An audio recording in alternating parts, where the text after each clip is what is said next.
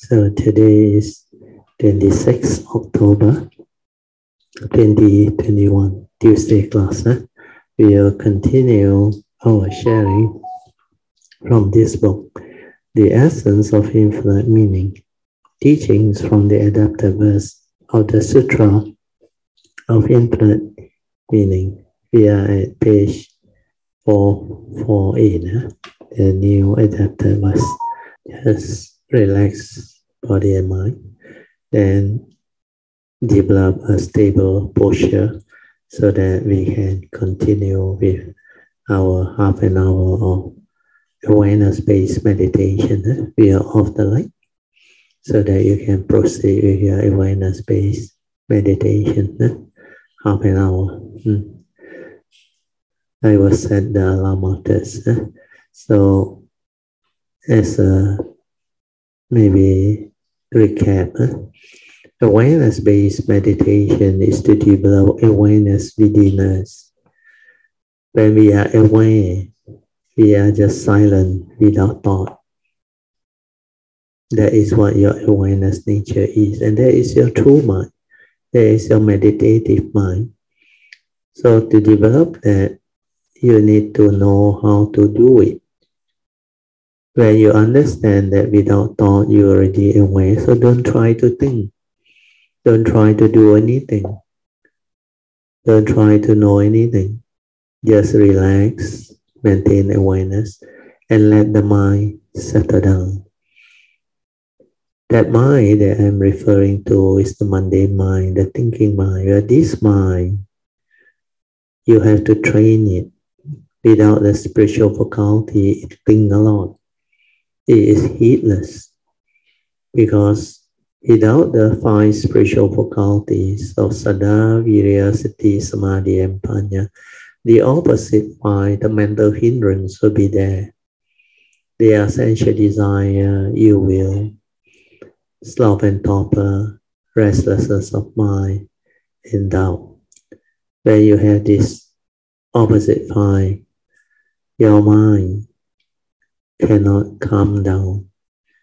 You will not be able to be trained to develop the meditative mind. So these are called mental hindrance. It hinders your mind from entering the meditative state of inner peace, inner calmness, and inner awareness.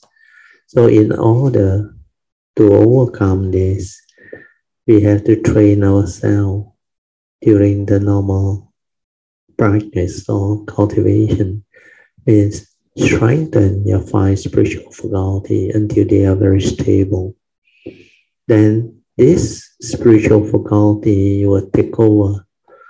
They will be able to actually overcome the mental hindrance. When the spiritual faculties are there, the hindrance is gone. Then very easy to meditate. But because most people are not able to be in that state, so because of that, you need to train. The best way to train is to develop understanding. When you understand that without thought, you are already aware. So what you can do is just relax, using the 4 support to develop awareness-based meditation. The first support is just relax body and mind completely. Don't try to know, don't do anything. Just silent. Whatever arises, let it arise. It can be a continuation of heedless thinking, thought process, sense activity, then the unfinished mental movement. Just let it arise. If you do not resist, if you do not try to do anything or perceive it with negativity, it will slow down, and finally cease. When that sankhara activity, the thought process ceases, you will be able to realize a shift in consciousness. The shift in consciousness is a transformation from the thinking mind, the heedless thinking mind, to the silent mind, which is your true mind, the awareness nature within. So meditation is to realize this. So relax, maintain awareness. You have to be patient. Patiently allow the mind to settle down until the awareness nature can be felt. And continue to stay there to let the awareness nature stabilize. So first support is relax both body and mind completely. Second support, maintain awareness. Then third is maintain awareness for as long as you can, so that this awareness nature within can become a part of you and can become very stable. Because without the stability of this awareness nature within, you cannot meditate. Sankara will arise, thinking activity will arise, mental movement will arise. Our mundane mind is full of conditioning, views, opinion, memory. So these are the things that will hinder us, prevent us from entering the meditative state of inner peace, inner calmness, and having inner awareness. Okay, I will now let you meditate on your own. I will set the alarm now. For those who already know to meditate, the last support is trust. Trust your nature to do the meditation. Do not interfere with the thought process. Just relax, maintain awareness, and let it be. Let the nature develop the movement until you can detect the gateway to your nature. Okay. People are deluded and lack an understanding of cyclic existence and impermanence. So this sentence is very profound. It's meant to describe people who are still unenlightened, means deluded. So the Dhamma states, people are deluded and they lack understanding of cyclical existence and impermanence. So cyclical, as you all know the word, it repeats itself. It's a cycle. So samsara is continuous birth and death. That's why it's cyclical existence. And because we live in the conditioned world, everything that arises dependent on condition. When condition ceases to be, it ceases to be. When condition arises, it starts to sustain itself. That's how our condition will manifest and function. And because of that, it has this universal characteristics of impermanence. Because if things are dependent on condition to arise, then when condition changes, everything changes. That's why the prevalence of change is what impermanence is all about. Because everything that manifests, flow, and exists in this conditioned world is all dependent, originating, condition arising. This is the secret that the Buddha realized. That's why he was able to teach in such beautiful manner. So even though the description is very simple, if you lack understanding of cyclical existence and the universal characteristics of impermanence, if you cannot see all this and understand all this, then the Buddha said, you are deluded. You have ignorance. You don't know the truth. You don't know the nature's law that governs life and existence. That's why due to that, You grasp onto things, cling onto things, hold on to things, and believe that they are all real. They do really exist. I read on, then hopefully you can understand better. These deluded living beings, they only crave wealth and pleasure and are short-sighted and foolish. This one is a very appropriate description because most human beings who lack Dhamma understanding, they don't have contentment, they don't have virtue, they crave for materialistic wealth, they crave for sensual pleasure. That's why they have a lot of craving, a lot of desire, and are short-sighted and foolish. The meaning is very deep. Short-sighted means they chase after wealth and pleasure without understanding the danger of heedlessness, or what we call delusion. If you don't cultivate and develop the wisdom and the understanding, then you don't understand life.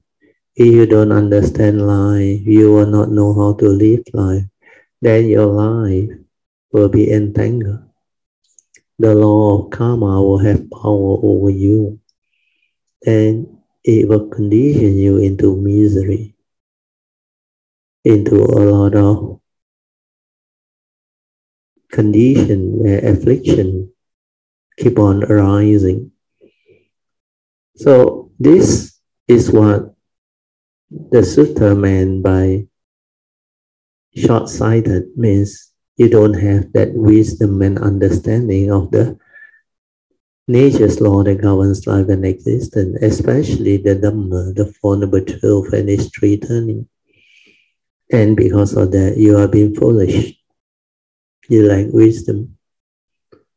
Then they continue by saying all these deluded beings, they hate to commit themselves to work hard, but they instead enjoy idleness, laziness. And they believe that consuming material things makes them wealthy. They foolishly head down a path towards poverty. To the spiritual practitioner, they will know this is the path towards poverty, towards heedlessness. Because instead of cultivating virtue, developing merits, wholesomeness, you are creating more and more negativity, more and more affliction. They hate to work but enjoy idleness, and they believe that consuming material things can make them wealthy. They foolishly head down a path towards poverty. This one we have covered. Then the correct thing that cultivator should do is, according to this sutta, he said, let us instead cultivate ourselves to be content. That's why you must have contentment. You must have diligence, be hardworking. Frugal. Frugal means when you are not able to, like, it's the opposite of like lavish. Frugal means you only use it for whatever there is needed. Means you live a frugal life. Means not wasteful. Some people are very wasteful. They indulge in sensual indulgence of the senses. Then the last one is must have this ability to develop pragmatism. We must be pragmatic in our approach in life. Without wisdom, you cannot be pragmatic. Let us look after our responsibility and our family. See, this is Dhamma. When you can look after your responsibility means your duty towards the nature's law of karma. Right duty is right Dhamma. My Thai teacher Ajahn Chah always share this with us, and I love this sentence because it's very important when it comes to existence. Each and every form of mind, living being that arises in this existential world or conditioned world, we must understand this nature's law of karma that governs life and existence. So this law manifests itself in the form of a very powerful nature's law, even though under ultimate truth there is he know you, he know me. But the law of karma recognizes relationship.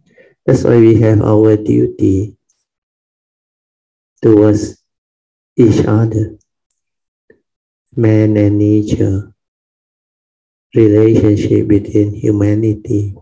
All this, when you understand, you will know how to live life. So to develop wisdom to do all this is what Dhamma is all about. So we have to develop this understanding of right duty. We are responsible for what we are because there is this nature's law that governs life and existence. So when we arise as a human being, first we are born into this world. So as a child, we have a duty towards our parent. And as you grow up, if you get married, you also have a duty towards your family, your children. Then when you go to work, you also have your duty towards your colleague, your subordinate, your bosses, people whom you have relationship with.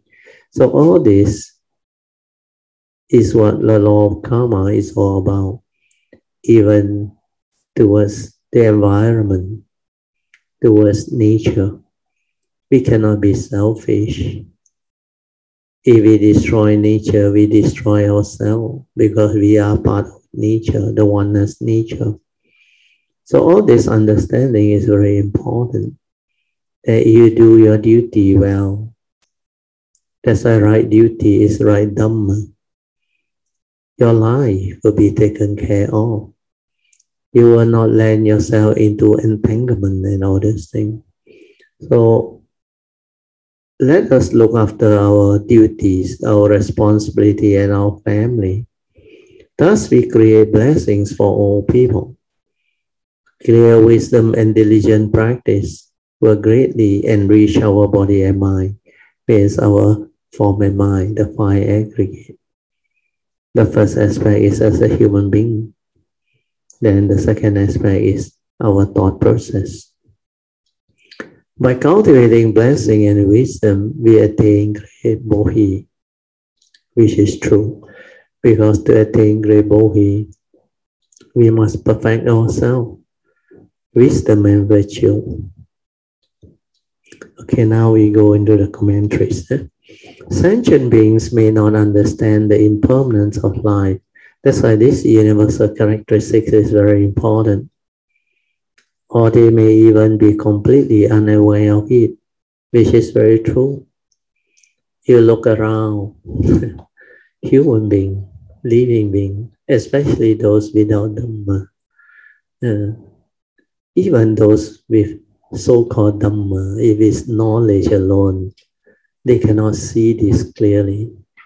They cannot understand why there is a universal characteristics of impermanent and nature. And because things are such, condition arising world, causal phenomena, that's why it's impermanent.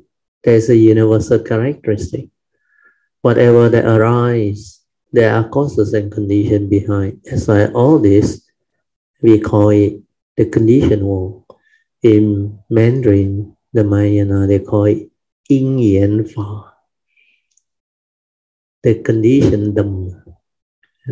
So conditioned Dhamma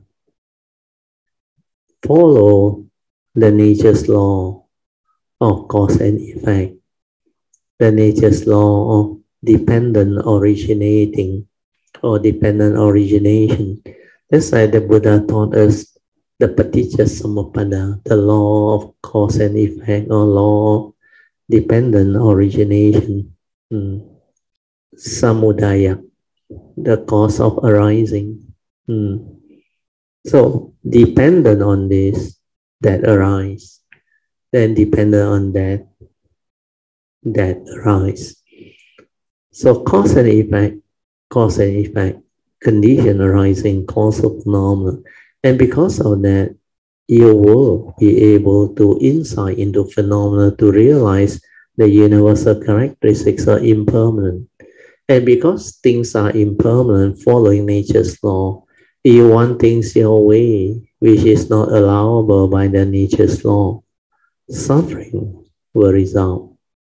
That's why with anicca come dukkha, suffering.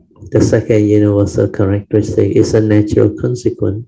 When you understand impermanent, you will understand suffering, dukkha. And because it's impermanent, it's not a permanent, unchanging entity that you can cling on to, hold on to, grasp onto, and say, this is me, this is I. Therefore, all this can be mine. There is no such thing. That's why it's non-self or anatta nature.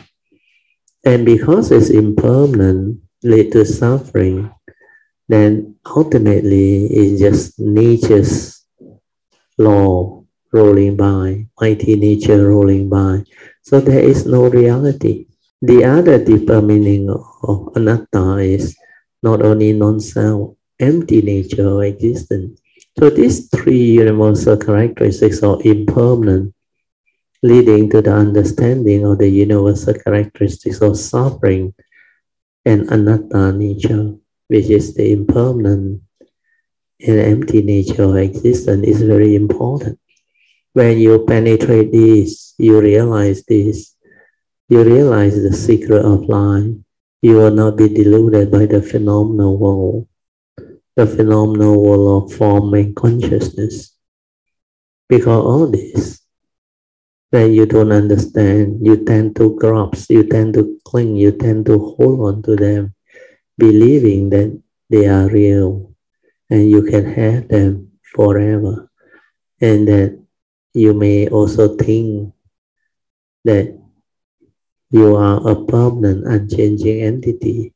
That's why you grasp onto your egoic mind, your former mind, believing there is an entity that you can hold on to, cling on to, grasp onto. That's what self-delusion is all about, sakkaya ditthi. When you do that, you have sakkaya ditthi, self-delusion. So when you understand the universal characteristic, when you have insight into phenomena to realize these three universal characteristics are impermanent, suffering, state, and empty nature or anatta nature, anicca, dukkha, and anatta, you will awaken. When you awaken, you realize the truth, understand life, you will know how to live life. That's why this Sutra of infinite meaning is very beautiful. It describes existence and life very clearly. So now I read again these commentaries, then you will understand. Thus the world we live in is filled with natural and man-made disaster. Oh, sorry, before that there's another part on karma. Sentient beings may not understand the impermanence of life, or they may even be completely unaware of it. So this part I have already described. So at the same time, in their delusion, they continue to create negative karma. That's what happened to human being or sentient beings. Thus, the world we live in is filled with nature's man-made disaster.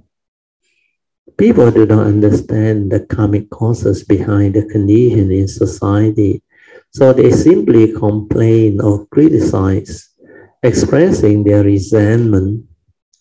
This shows their delusion and lack of awareness or mindfulness, since the cause of their bitterness and resentment in their heart is actually their own ignorance, their own greed and desire or craving.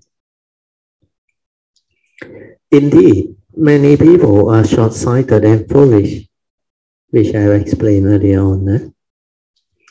If an ever-increasing number of desire or craving, they only want to find an undemanding job and profit without doing much actual work.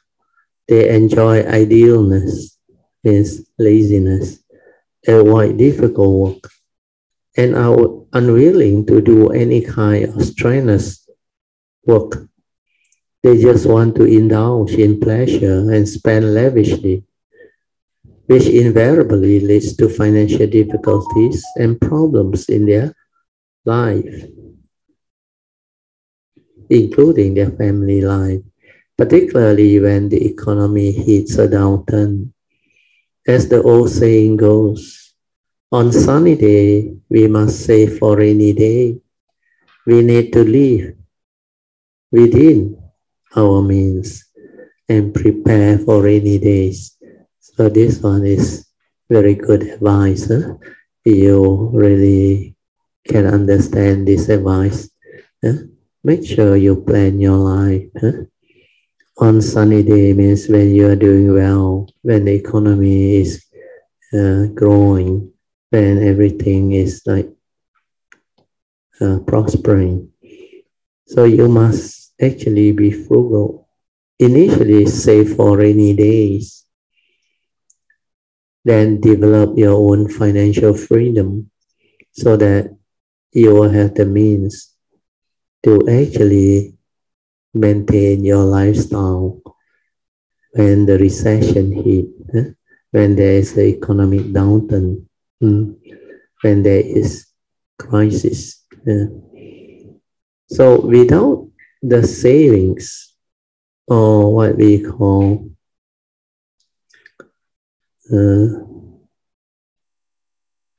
proper planning, life can be very challenging and difficult. So this is very true. We need to live within our means and prepare for the rainy days. Don't be foolish. Do not overcommit yourself. Do not overspend. Yet foolishness will lead people onto a road that ends in poverty. At this time, when there are so many unemployed persons in our society, there will still be some people who call for increased consumption in an effort to stimulate economic growth. This is a very distorted concept. It only encourages people to consume, but not to work hard, save money, or be frugal. This is a very dangerous notion or idea. So all this, as an individual, even as the government or people in charge of governing, you have to understand all this. That's why they talk about growth. Means you must actually develop the economy in such a way that there is real growth, economic growth, not the paper money, not all the what they call non-tangible type of activity that may not lead to real growth. Then I already know that. To overcome this problem in society, our thinking must be correct. We must cultivate ourselves so that we can be content, diligent, frugal, and pragmatic in our approach to life, towards our career. We must not be afraid of hard work. So we will be ready to deal with any difficulty that we encounter. If everyone looks after their own responsibility and their own family, that will be a blessing for all of humanity. If we have clear wisdom and engage in diligent practice, we can greatly enrich our body and mind. If everyone's body and mind are healthy and everyone's family are prosperous, then everyone can attain great pohi by cultivating both blessing and wisdom. This is very true. Huh? So we have finished the first adapted verse. We will continue with the second one. Huh? But before that, I would like to share with you something. Huh? When I was young, my father always discussed with me many things that he came across in life, what he experienced. And all this very rich experience that he has realized, it was really useful, helpful. That's why he shared with me a lot of all these important pointers in life, which I knew because I can receive all this very fast, very easily. I remember in the early years, because he started very tough. First generation, he came to Malaysia at the age of, I think, 5 or 6 years old.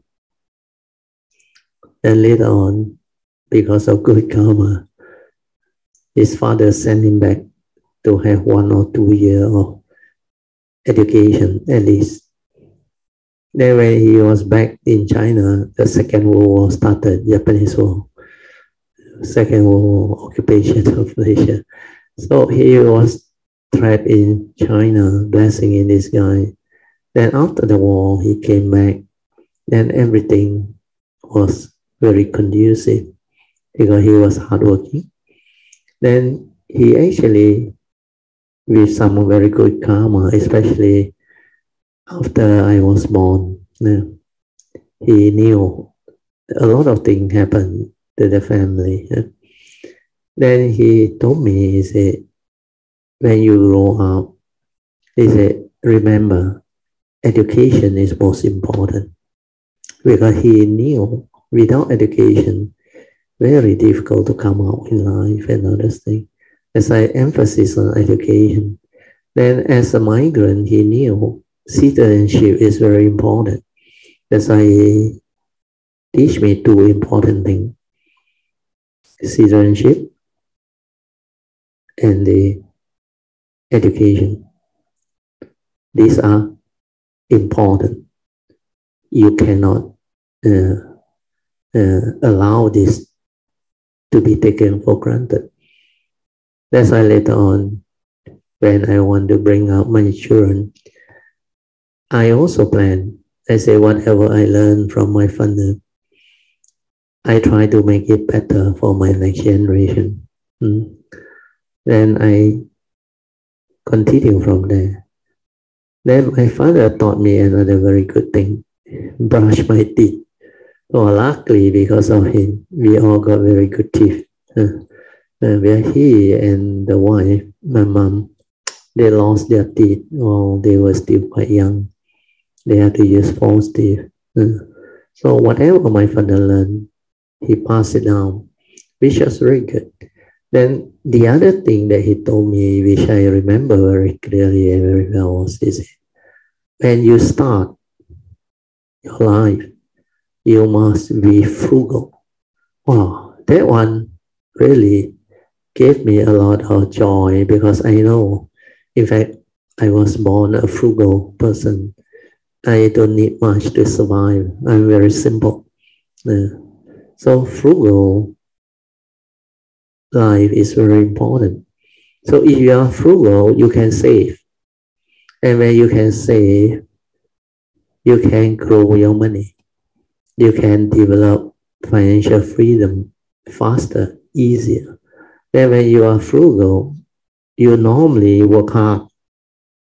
That's why diligent.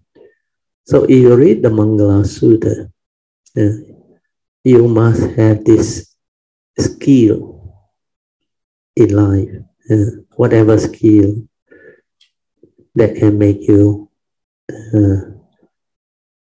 knowledgeable, skillful, and have a good career. So all these are very important pointers. Then when I go through life, I realize what he told me was very true. When you are frugal, you can achieve many things. Of course, you must also have Dhamma, be righteous. Whatever career or whatever business you are in, do it following the Dhamma way. Do not create unnecessary karmic negativity. You can have wealth, you can have whatever you want, but make sure you follow the Dhamma way. Do not go against the nature's law of karma. Do not violate the moral principle in life. So all this, I realize it matches with the Dhamma that the Buddha taught. So when you look up on the Mangala Sutra, the Sutra on blessing, I was so surprised. All the things that is stated in the Mangala Sutra, when I was age 35, I have them all. So that's why I want to share this so that it can benefit you all. If you know how to plan your life, look at life, then develop all the good quality, the good virtue. Okay, then we go to the next adapted verse. Those who vow to cultivate the virtuous great vehicle Dhamma, so this one refers to Mahayana, must put it into practice by going among the people. So you take the Bodhisattva vow, this is what you have to do. Those who vow to cultivate the virtuous great vehicle means the Bodhisattva who has already vowed to actually cultivate diligently to realize Sammasambuddhahood, starting with the 4 basic vows, then all the other additional vows and miscellaneous vows. So if you do that, then you become beautiful. Then this Dhamma that you have developed or learned must be put into practice. You have to practice by going into life, by going among people. That's why life itself is our greatest teacher. So in learning the Dhamma, they grow close to spiritual friends. This is very important. Kayanamitas.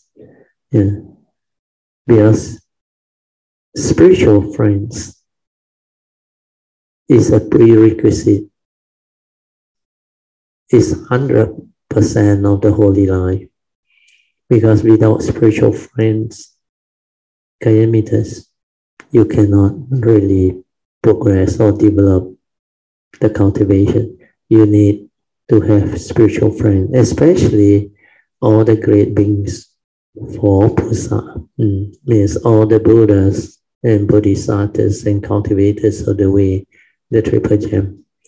That in this turbid world, we must engage in listening, contemplation, and spiritual practice. So these are the 3 turnings. Listening is Suttamaya Panya, contemplation is Chintamaya Panya, then spiritual practice is Bhavanamaya Panya. So the 3 turnings for number 2. They regularly do all good deeds without stopping. So this is the cultivator of the way.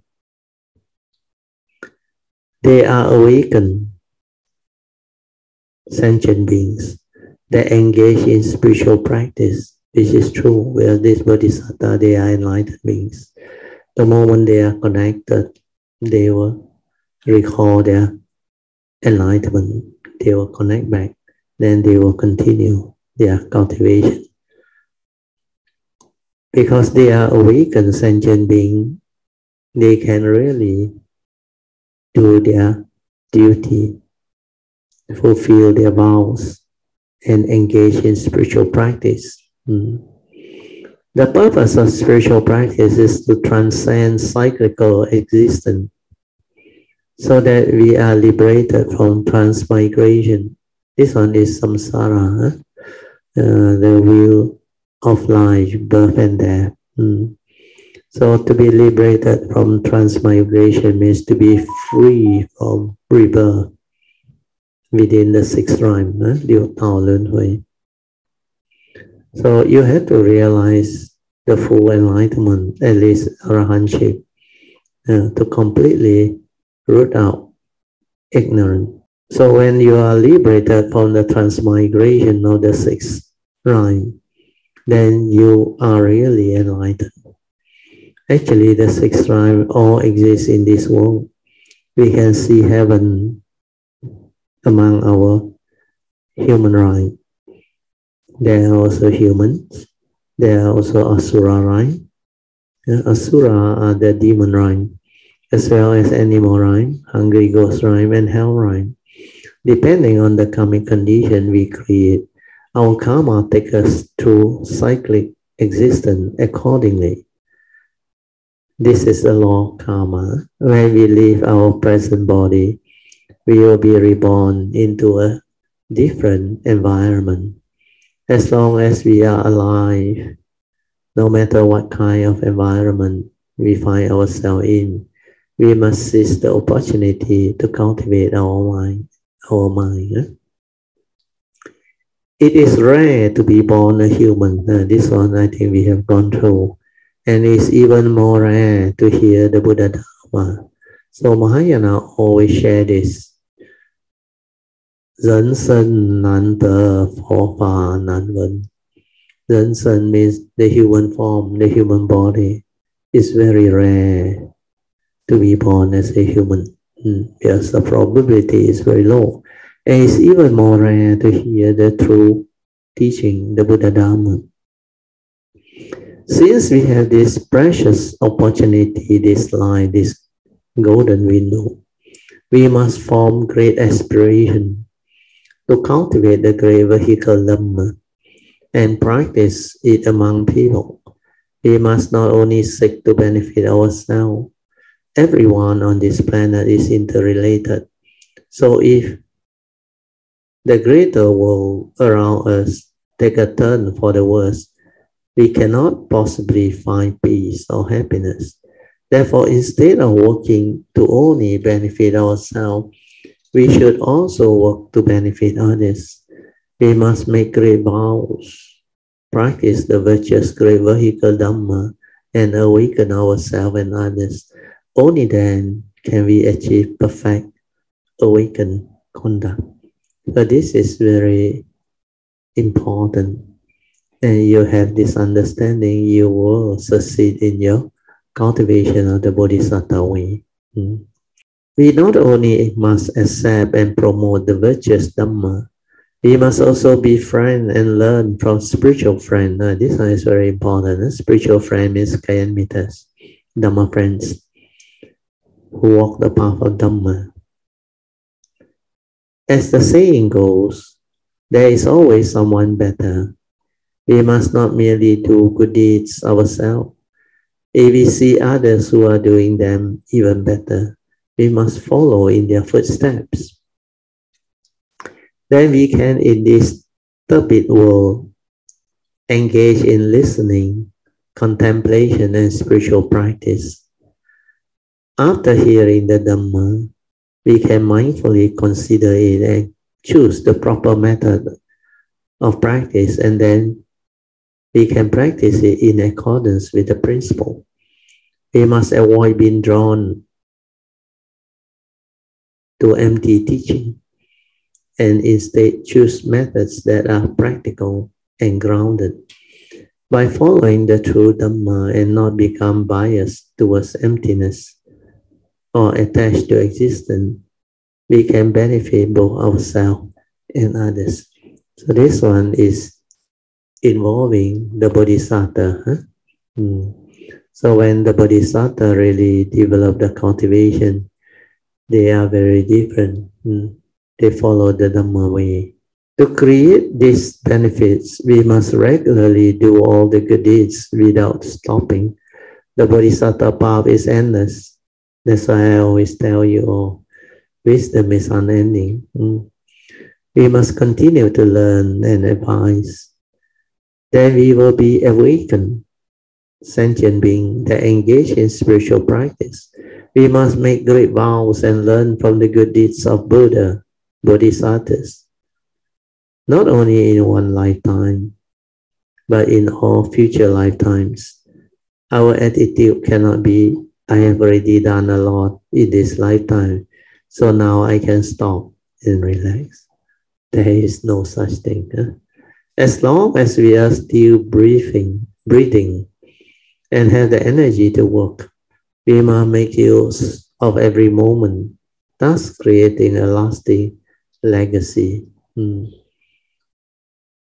Just nice. One more paragraph, then we can stop here. Regardless of the length of our life, we must continue to move forward. In our future lifetime, we must continue with this work. As we have already formed Bodhisattva aspiration and are walking the Bodhisattva path in our present and future lifetime, we must continue to make vows to return on the ship of compassion to transmit or transform sentient beings.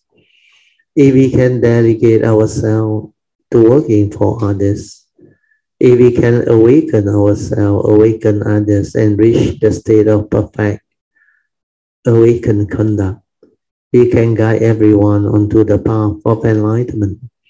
Then we will be Bodhisattva companions to everyone in the world or in this universe.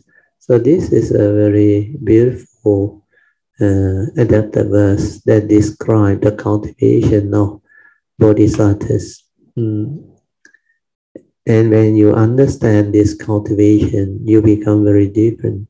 You hold by your great vows. You hold by your Dhamma understanding. You continuously fulfill your vow. And that is what Dhamma is all about.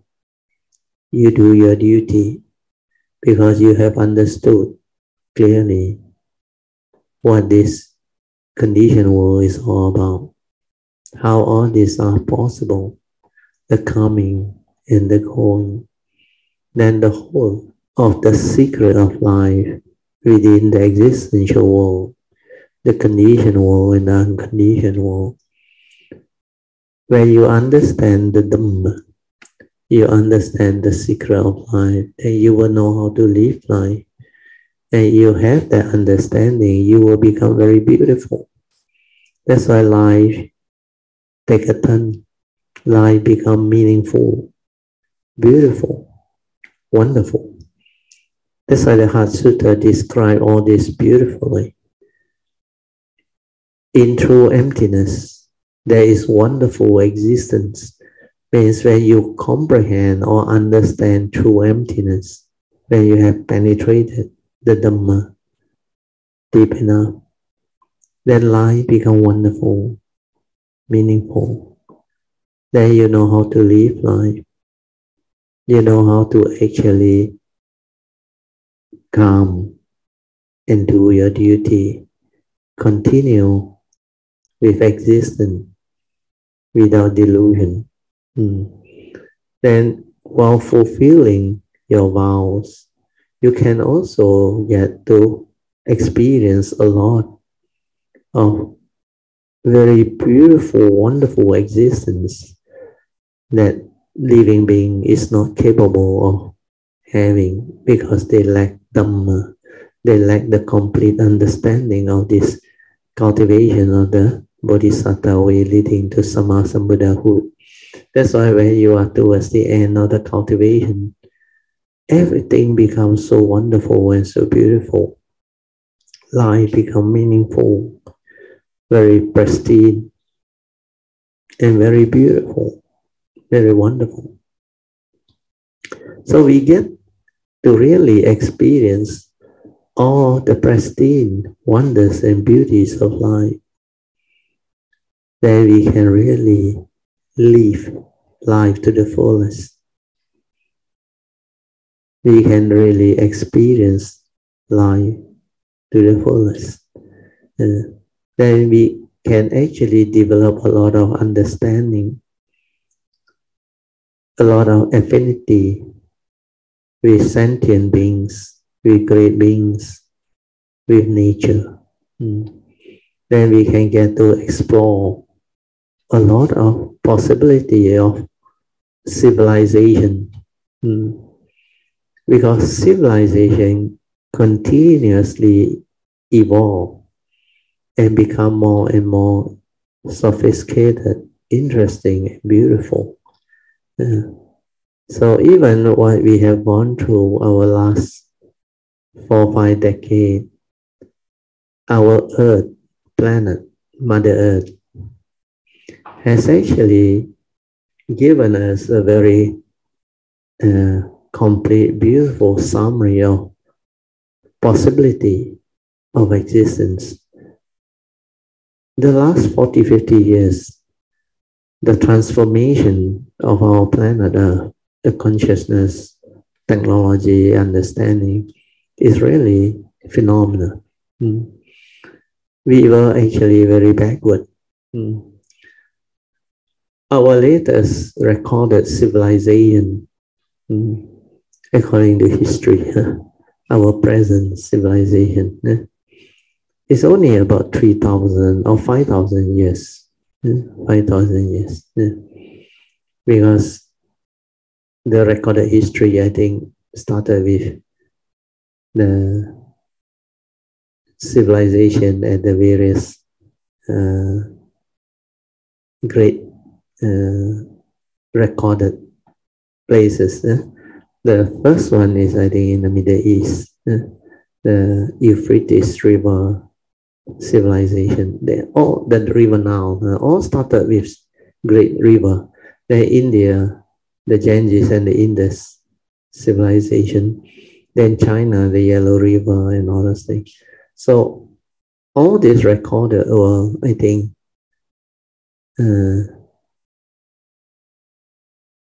3000 BC, I think, about there. Then now we are AD 2021. So you add them, it's about 5,000 over years of civilization. But over the 5,000 over years, if you look back, we were very backward until the year 1950 onwards.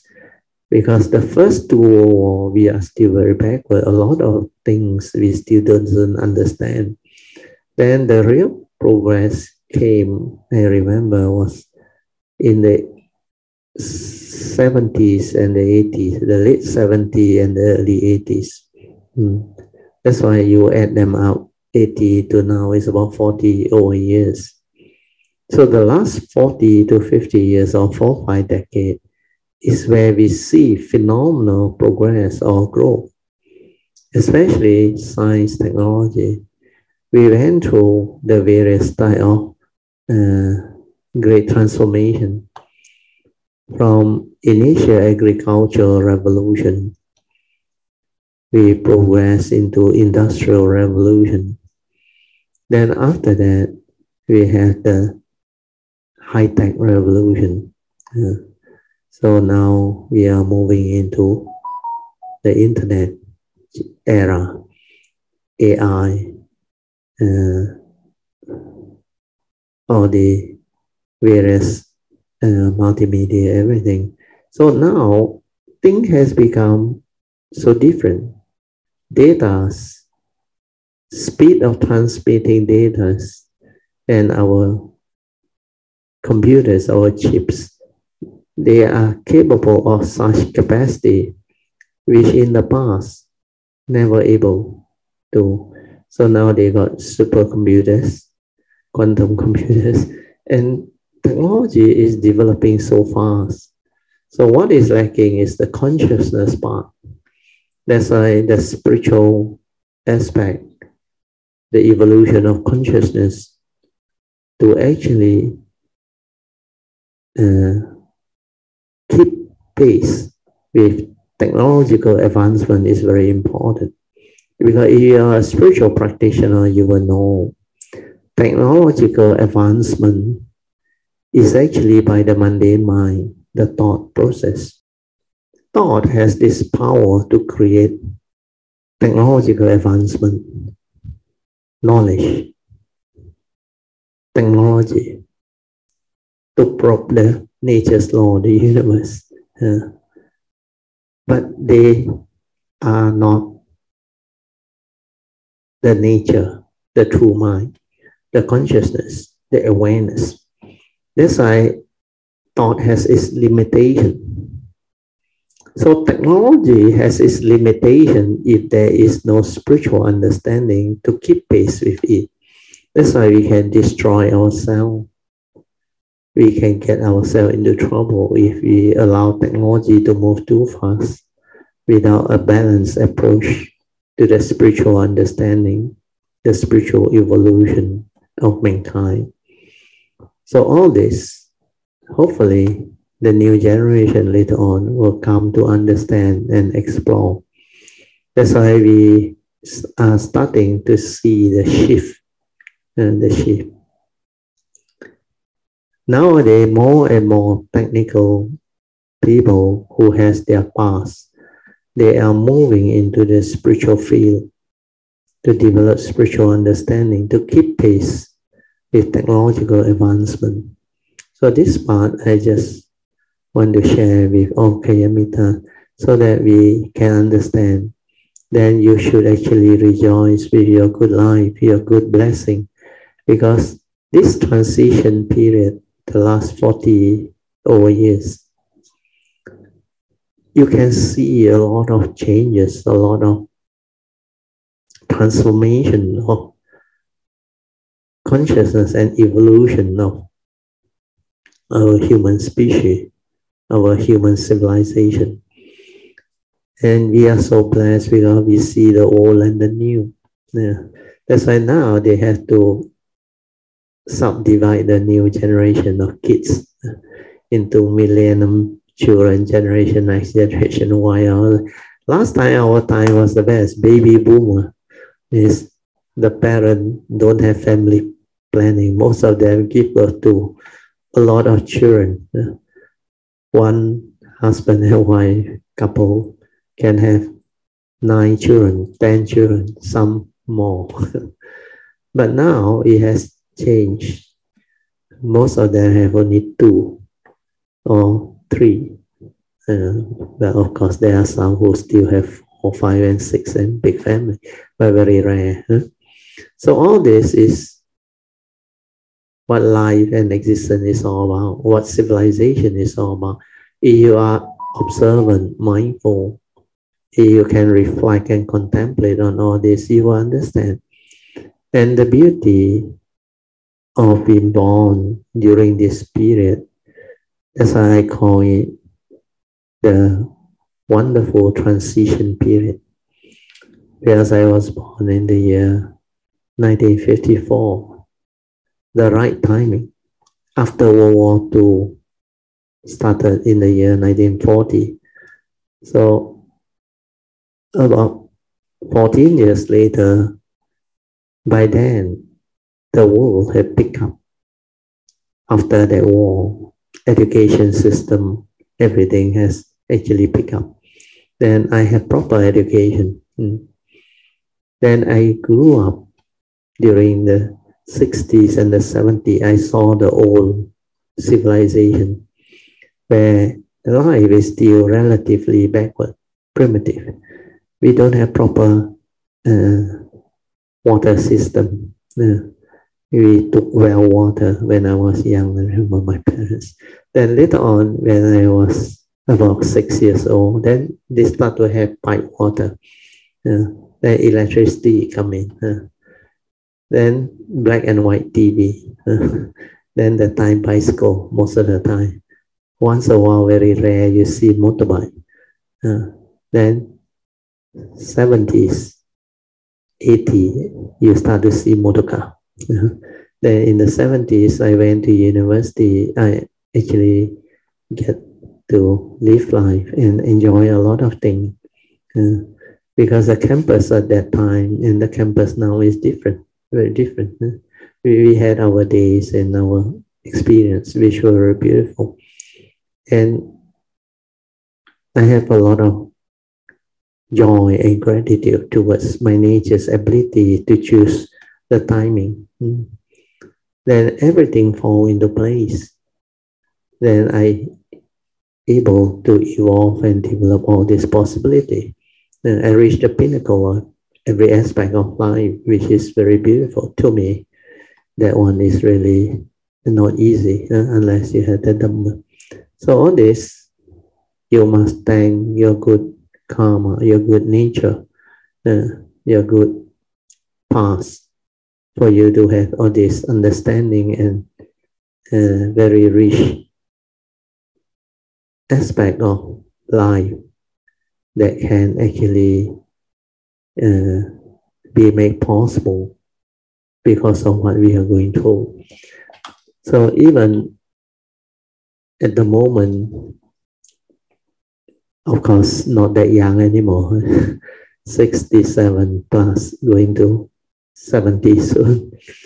So maybe another 12 or 13 years of good life. I think up to 80 is still okay, but beyond that may not be sure.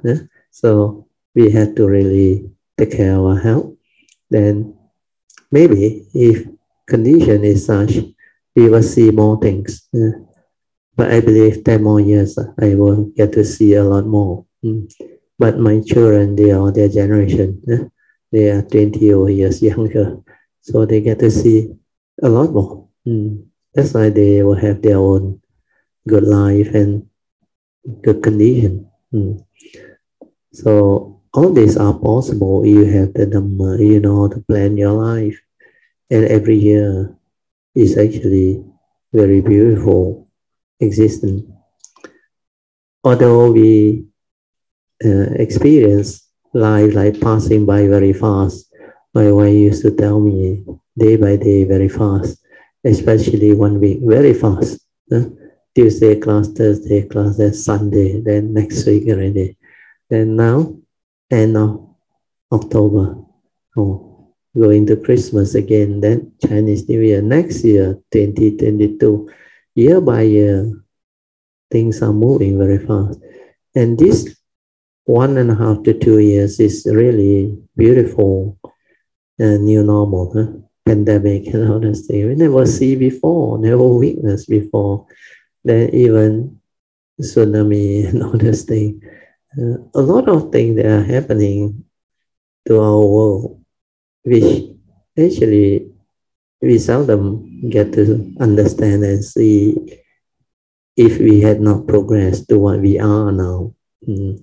So all this beautiful understanding, and hopefully this sharing can open up your understanding of life, not only restrict yourself to Dhamma alone. In fact, life, existence is part of the greater scope of Dhamma. When you go the Bodhisattva way, life itself is the whole of Dhamma. That's why life itself is our greatest teacher, our greatest spiritual ground of practice and cultivation. When we understand the Dhamma, we will understand life.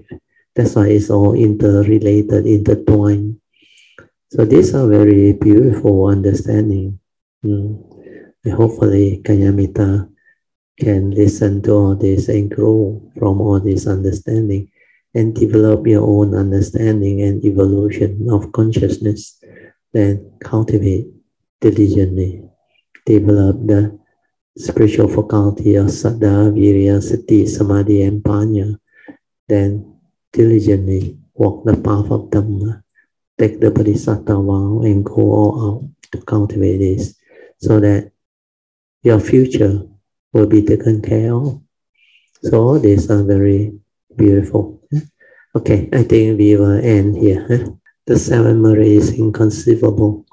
With the amazing power of the six paramita, we can spread love throughout the world with a mind of great compassion and enable everyone to be free from all kinds of suffering. Well, this is beautiful. Okay, so now we'll open up for second session. Second session is meditation reporting, followed by whatever question that you may have. Maybe I talk about seeing our own ego. Okay. That will be a good topic. Yes. Yes. Actually, when we have the ability to help people, like yes, very true. When you have the ability to help people, I can see that there is an ego there. We wanted to help. Actually there's a very subtle ego behind that. Yes, the egoic mind is the mundane mind. Unless the Sakayaditi has been rooted, it is very strong. Actually, the ego is very strong. The ego is the one that held on to the identity of the form and mind, believing that you are real, you are what you are. Then the ego always thinks from that entity. That's why you are mindful, you are aware, you will know that that is the egoic mind. That is not wisdom.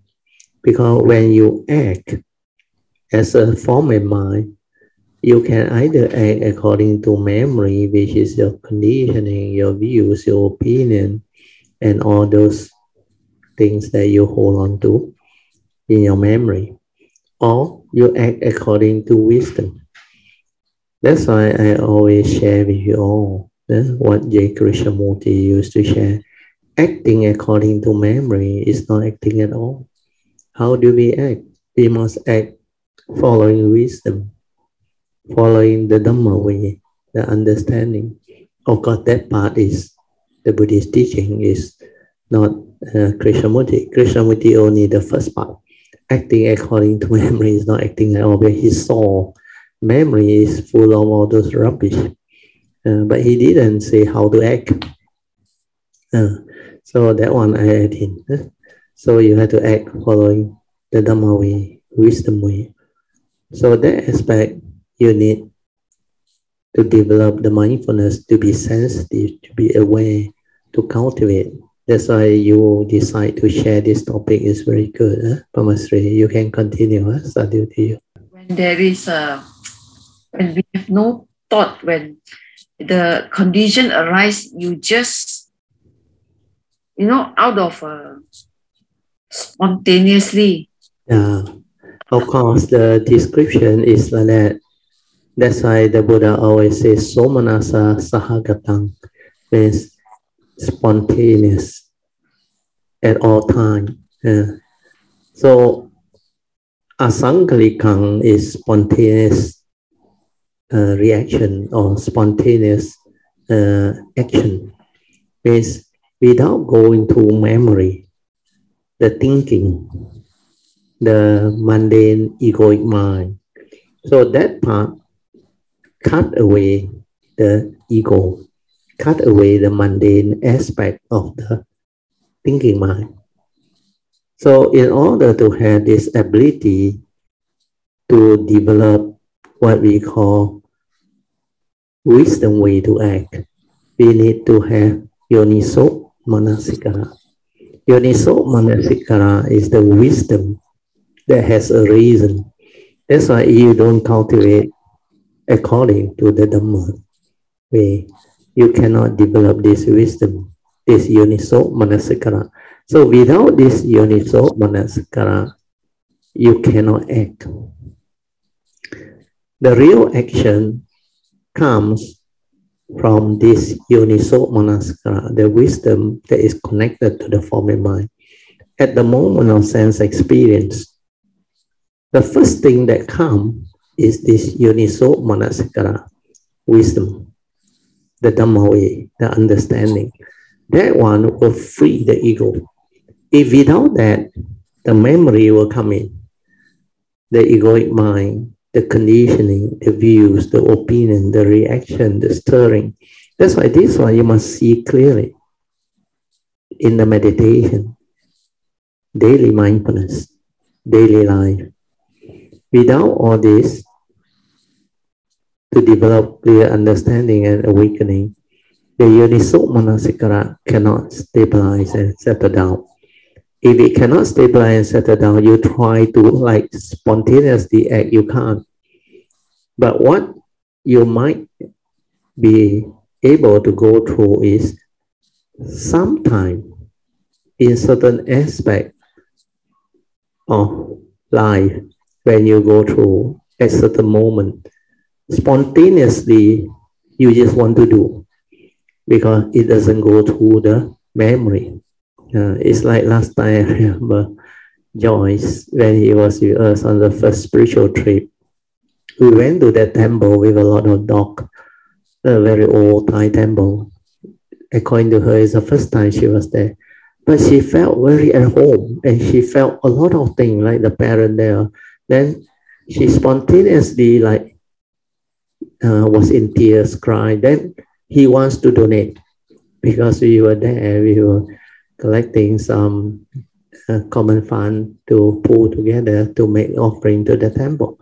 Then he suddenly, while with the tears and everything, she spontaneously said she wants to donate. Then she realized she got no money. She want to borrow. Then I say, Sadhu, how much? Oh, surprisingly, he just mentioned a figure which is way beyond, I think, a few thousand baht. So I said, what makes you do that? He said, I don't know. That was the best answer. It was from the heart, inside, spontaneous. And that time she was not really cultivating yet. She just very new. But this is from her past, from her nature and the condition at that time. That's why after that, things become different. That's why a lot of people who went on spiritual trip, all this can happen, can manifest. That is what Dhamma is all about. So for your case, like I said, Pamasri, maybe certain moment it can happen, which is very good. But what is more important is when you cultivate, just cultivate. Then when the Yoniso Manasikara is there, your nature will know. Then every moment of sense experience, you realize you don't go back to your old way, your conditioned mind, your views, your opinion, your habitual tendency, all those cannot condition you to act anymore. Because your understanding through Yoniso Manasikara, the Dhamma way, will surface and take over. That's what cultivation is all about. And that will happen to true cultivator. And I think for most Kayamita, you all will start to experience this more and more, which is very good. So you can continue to describe what happened. Then maybe I can advise you accordingly. Yeah, Pamasri, you continue. It's just like I see this for that the online buying. When online. Okay, yeah. When we, let's say, especially when we buy like the fresh vegetables. Yeah. So when we, sometimes from the photo we expected something. I ordered like baby cucumber. Yeah. When they send in, because the baby cucumber and the normal size cucumber is at different price, is it? Yeah. Prices. So when they send in, you pay for baby cucumber, but Yeah. the normal cucumber, so you can see your mind not React already, stir already. Because sometimes when you think back over it, the difference is only 3 ringgit, and then it's not that much, Yeah. What makes you stir is that the ego, that you feel that you are being cheated. Correct. Also the habitual tendency, that is your usual way. Because when the ego actually get disturbed, means it will react, because like you mentioned just now, you've been cheated. Who has been cheated? Like you have been cheated. Understand? So the entity, but that is the world. The world is a conditioned world. Conditioned world has its causes and condition. So later on, when you have developed more stability of mindfulness and wisdom following the Dhamma way, what will happen is it will prompt you. Thing is just the way it is. They are businessmen.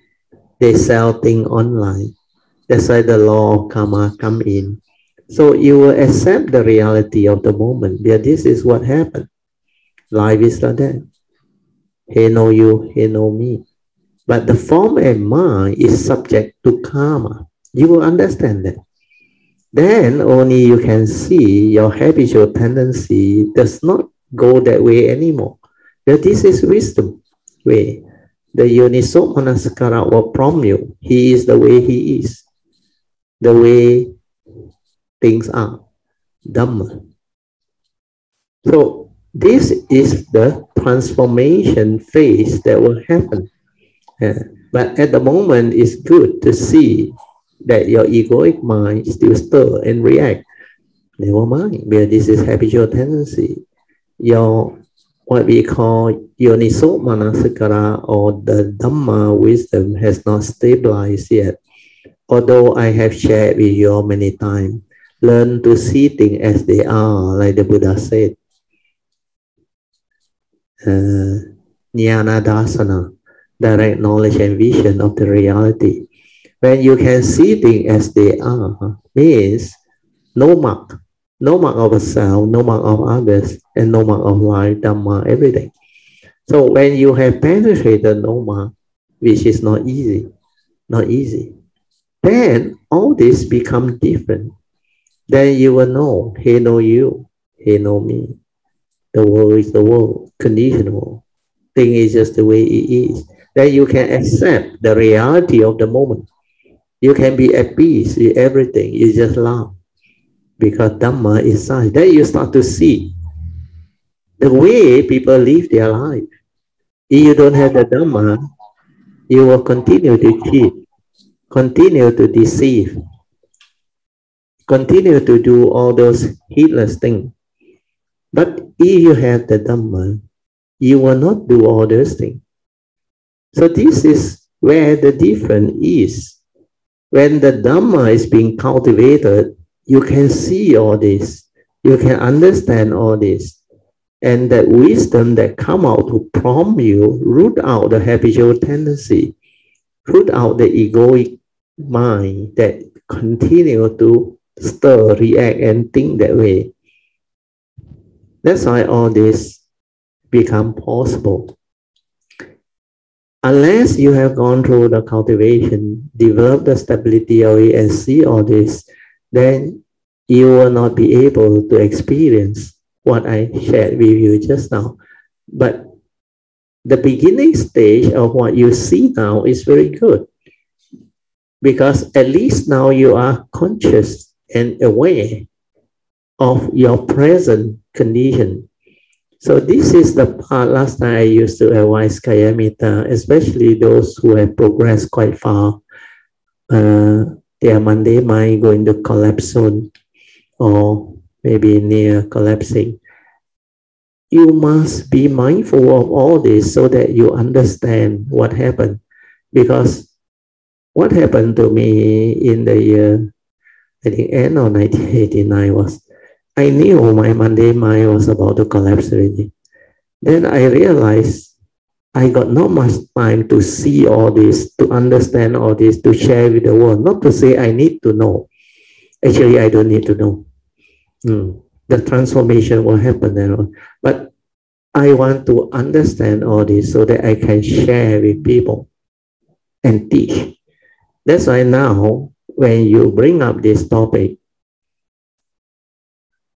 your ability to see your own egoic mind is very important. That is the initial phase. And to go into this means you are progressing. If you are not progressing, you will not give any meaning to it. You will not even pay attention to all this. So the ability to identify this egoic mind is the beginning of cultivation, contemplation, reflection. Then you ask yourself, like last time, I taught you all the 5 ways to overcome unwholesome thought, the 3rd way and the 4th way. Why did I stir? Why did I still react this way? How come the habitual tendency is still there? Because anger is not you. That scarcity is not you. That is the mundane mind. So you will start to understand all this. Then later on you will come to know there is no mark of a self, no mark of others. But there is this Dhamma understanding of the conditioned world, where the conditioned world has its own set of Dhamma. The law of karma. Law of karma recognizes relationship, recognizes life condition. That's why the way you do business or the way you do things, if it's against the moral code, the law of karma, then it will have its karmic repercussion. Then all this nature's law will fall into place. Then you start to understand those who are not able to have the Dhamma understanding, they will continue to be heedless, to do things the negative way, the wrong way, the deceitful way, the selfish way, and they are just the way they are. There is no such thing as right or wrong. There is no such thing as why they are like that. They are just the way they are. So this understanding all will allow you to transcend all this muck within existence. So the conditioned world has its muck and its reality. The unconditioned wisdom, which is the penetrative Dhamma understanding, or what we call the universal characteristics, penetrative understanding of anicca, dukkha, and anatta. This one is the unconditioned, true emptiness. So in true emptiness, all this mark doesn't exist. But you cannot live life if you are in that state. But that state will free your form and mind from being gullible, being entangled with all this. Now you start to see how Dhamma actually functions. The form and mind is the form and mind, is within the conditioned world. There is part of the conditioned entity, the form and mind. That's why it's impermanent, subject to suffering, non-self, empty nature. So all this ultimate understanding is what is wisdom that is needed to understand all this and to free the mind. So understanding both aspects, the conditioned and the unconditioned, will liberate the mundane mind. That's why you will be able to transcend reality, rise above, not to be entangled. The form and mind will be protected, that it can spontaneously move, act. It will not be caught. Of course, you can talk about it, you can share your understanding of it. But at the moment when it happens, you will see the difference. No more the old way. The ability to understand and accept the reality of the moment is the Dhamma that will come or surface and free the mind. Then you will know how to act. Then you will know, different already. How come now I don't feel it anymore? Of course, initially you will justify through the contemplation and the thought process. The difference is only 3 ringgit. That one is thought. That one is not Dhamma. The Dhamma is, he is the way he is. He has his own karmic. Yeah, he doesn't know who you are cultivated. So if he cheat and deceive this way, thinking that he will benefit, the law of karma is impersonal. It will take effect. That's why it's not you trying to create suffering for people. No. That's why sometimes I say, my nature don't do anything. But if you don't know that this cultivator has his nature, you simply do things. That's why under Noble Eightfold Path, right living or right livelihood is very important. If you don't have the embodiment of Dhamma, you will not be able to have this Noble Eightfold Path factor of right living or right livelihood. So you will do things selfishly, deludedly, and that will create karmic. Other people's nature don't do anything. But the way you respond, your mental intent behind, if it's negative with the evil root, the nature's law will already take its effect, take its course. So all this, as a cultivator, you will start to understand. Then you will just smile, and that joy is there. Then you know this is life, this is existence. This is what Dhamma is all about. So this aspect is very important. Okay, Pawasri? So hopefully this one can help you and other Kayamitas too. And this is how the cultivation transformation process can take place. And this topic is not easy to comprehend and understand. Luckily, you bring up the condition for me to share on this. So this part is very useful. So sadhu to you, you can continue. Anything else apart from that experience? Right. I think that's all right here for tonight. Oh, okay. Not much. Yeah, no problem. At least you learn how to see the mundane mind, the ego. How this, for you, your case, I remember you had this past which is not so beneficial for you in your cultivation. Yes, your habitual tendency, you have this character that is you are quite stubborn one in the early days. You hold on to things very strongly. So that part you have to slowly contemplate, reflect, and realize that and change. Like I said, whatever that is rigid, the Dhamma is not there. So you cannot become rigid to every time like boson and react to things. Because that is your character, your habitual tendency that you have built up. So you have to learn how to see things as they are. Then develop the understanding of nature. Means nature is, truth is, the reality is. So like the Buddha said, learn to see things as they are and accept the reality of the moment. Means be at peace. Whatever happened, causes and conditions already arise, things has to be like that. So you accept, understand now. That one need a lot of contemplation, reflection.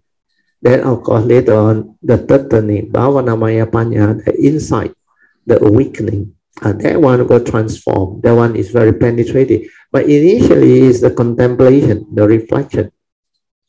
People are just the way they are. The world is the world. Condition like that, things. So that one need to reflect, contemplate until very, very clear. Even like what my teacher told me, only mighty nature rolling by, no reality. Everything follow nature's law. That's why suchness, ta ta ta. Everything is just the way things are. The world is the world. Human being is the way they are. So when you learn to see things as they are, you can accept the reality more and more, more and more. So when you accept, you free your mind. It's like meditation. When you relax and maintain awareness, you don't think. You understand? You don't think, you Yes. don't stir, you don't react. So all these are very important. So contemplate, reflect. The cultivation is so different. It's not thought-based and knowledge. The thought-based one will like react to all this. Oh, I still stir. I still got the egoic mind. I still got delusion. Forget about all those things. But that is not the real Dhamma. The real Dhamma is the egoic mind that did that is not you. Anger is not you. Delusion is not you. Satiety is not you.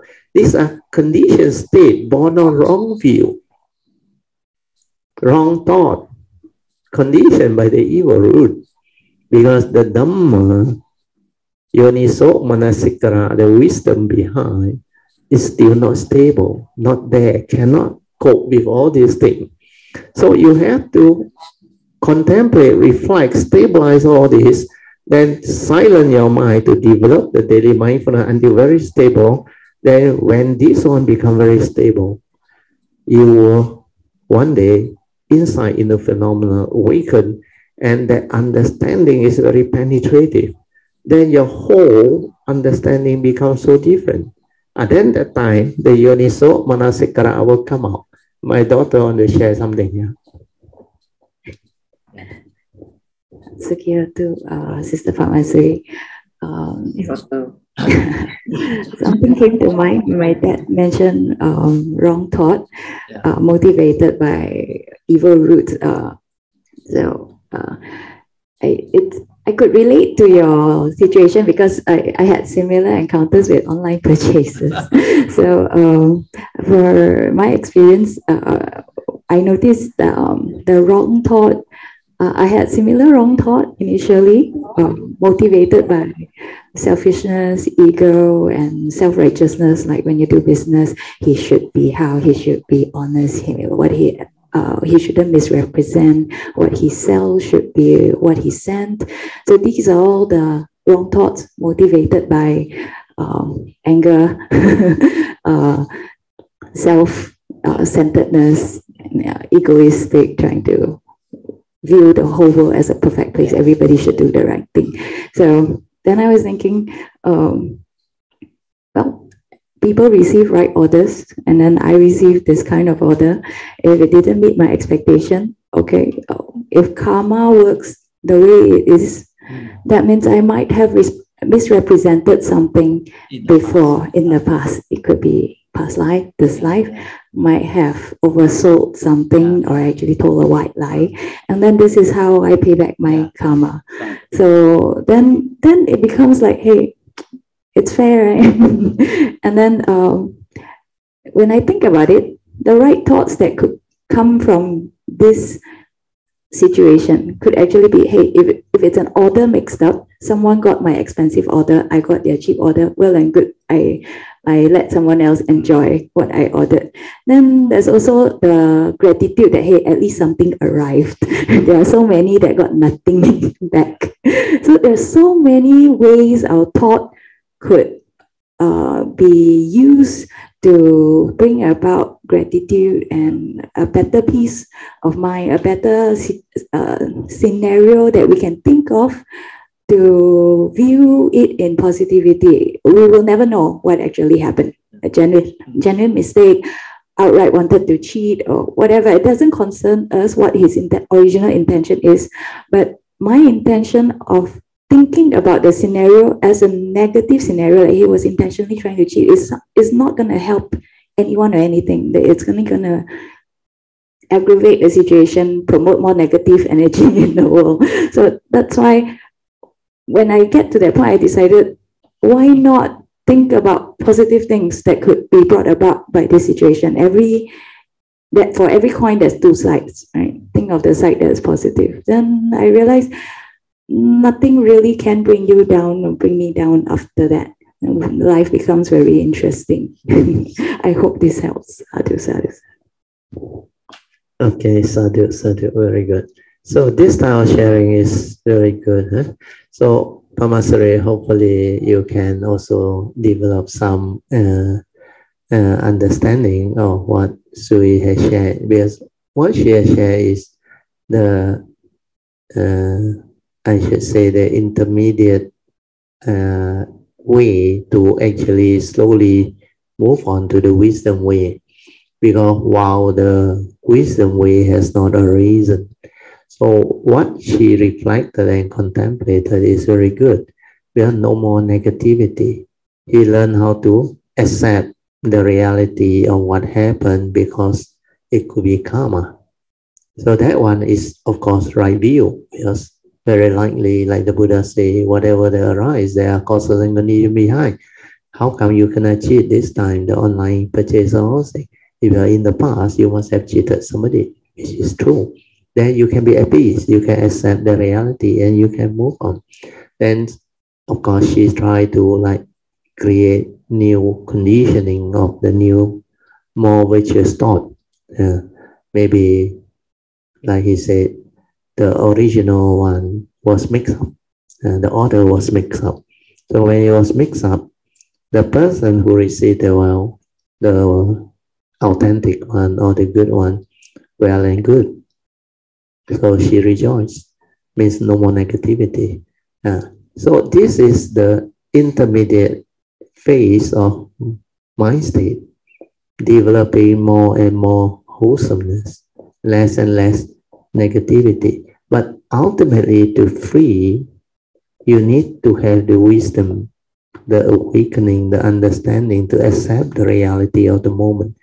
End of the day is whatever happened, like the Buddha said, that is the reality. What is the reality. Like the Buddha said, condition like that, things will be like that. It cannot be otherwise. So whatever happened, accept the reality first, then act. Act with what? Noble Eightfold Path, which is what she is doing. Right view, law of karma, finish. Then arise right thought, which is the intermediate way that we are talking about. But the most important one is the right view. The right view is the one that free the universal manasikara. The intermediate way is part of right thought. Understand? No more wrong thought. I accept, then I move on, then I reflect. There's a possibility of this and that. So there was one day, I remember, she ordered something online also. Then that person who delivered just threw the thing into the house. Then our car came back, the gate opened. Then she drive over it and the wheel break it, smash it. So that is the reality. Understand? That one you cannot blame anybody because you never expect the delivery guy to just do that. Of course, you want to use the mundane mind to complain. A lot of issue. He didn't even call me. He didn't even inform me. How can he be so? But no more reality. Understand? The reality is he did that and you didn't see it. You went away. Then when she picked it up, she know broken already, gone. But we are okay because this is a reality. So we just accept. Life is an experience where you understand, you accept, you move on. Then you develop more and more wholesomeness through applying the Dhamma way, which is act following the Noble Eightfold Path. Right view first, then after that, right thought, right speech, right action, right livelihood. All this, then mindfulness and samadhi.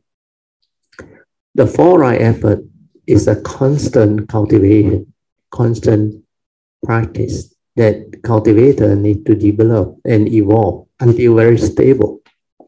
So today's sharing is very good. Today's topic is very good.